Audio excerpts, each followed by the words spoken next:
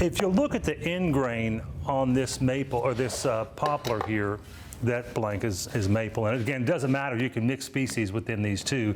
So I could have 5 different species in these leg cores as long as it's all similar grain orientation, species that don't move radically differently, so that there's not going to be a lot of stress in the glue lines. But if you look at the end grain here, you'll see that I've got heart to heart here. So the inside of the tree is going to glue up to this guy's inside of the tree. Here I've got the outside of the tree gluing to this outside of this tree here. The reason for that is, you may already know this, but wood doesn't move the same throughout throughout a log. The closer you are to the bark, to the outside of the wood, the more the wood shrinks and swells with weather changes. So we want these wide glue lines to be stressed as little as possible. So we're going to put wood together that moves in a similar volume with humidity changes. There's more than one orientation here that can be correct, but as long as I've got the outside of the tree or the inside of the tree on both pieces at the glue line, that's the least stressful glue up that I can put together. So what I've done on the other side is I've marked it like this so that these faces will go together like this. So I'm going to put glue on these 2 faces, fold this one over here and fold this one over here. And that should, yes, that will get me where I want to go with this. So in gluing, it's really important to put the right amount of glue on it, just like painting a house. In fact, it's about the same amount of glue on a joint that you want when painting a bedroom wall or a kitchen wall. So I'm going to use a roller, and I'm going to use Tight Bond 3. Tight Bond 2, Tight Bond Extend, Tight Bond 3 all work about the same. They have slightly different properties. Tight Bond 2 seems to dry a little harder. It's also less impacted by moisture or heat relative to Tight Bond 2, and I think Tight Bond 2 Extend.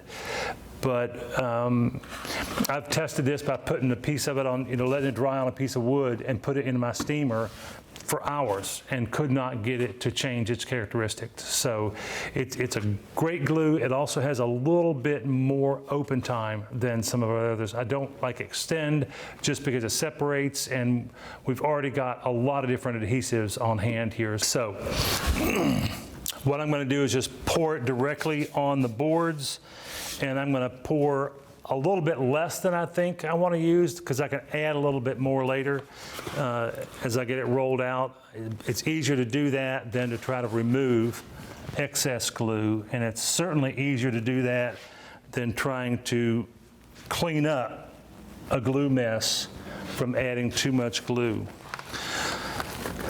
The most important reason, though, for getting the right amount of glue on here is strength and appearance. Now, we're not going to see these glue lines because they're going to be veneered over, but the strongest glue bond is had with PVA glue when we put a 6 mil or a 6/1000 thick wet layer of glue on here. That will dry when it's completely cured. That will be half that thickness. And let me just get this on here, and I'm just going to flip this over so that the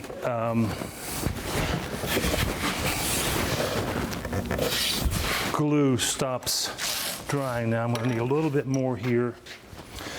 But that 6 mil layer gives me a pretty invisible glue line. It gives me the strongest bond that I can get, and that's with applying only to one face. The advantage in applying only to one face is that while I'm doing this, the glue is already starting to film against the wood. And if I've got two faces that I'm gluing for the same joint, I've got a film buildup starting that is not good. We don't want any extra glue in there, and we don't want an unattractive joint. Certainly don't want a weaker joint.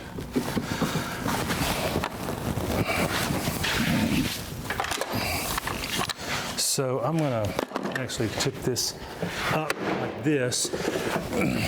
This is what I really like about this cart, is it allows me to clamp like this with my F-clamps. And it's just so quick and easy, whether I'm using these Bessie or I am mixing clamp species here, but it doesn't make hardly any difference. Well, it doesn't make any difference at all.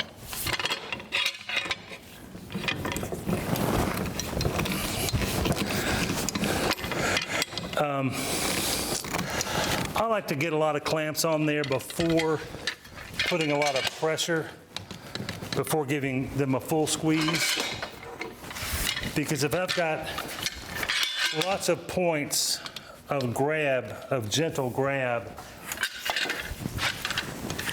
rather than putting the first clamp on full force, the boards tend to slide around a lot less. You can see in the front there, they're really not moving at all, and the movement I got back here was inconsequential.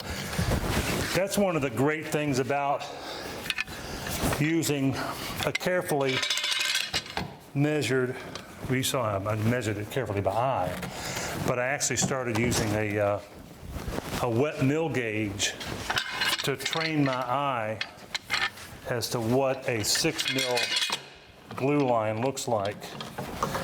It's easy to distinguish whether or not you've got too much glue once you learn by using a mill gauge. And that's something you can get for free. It's just a cheap little plate of aluminum stamped out that tells you how thick your glue line is, or your paint line, or whatever. And they'll tell you how to use it if you go to a good paint store.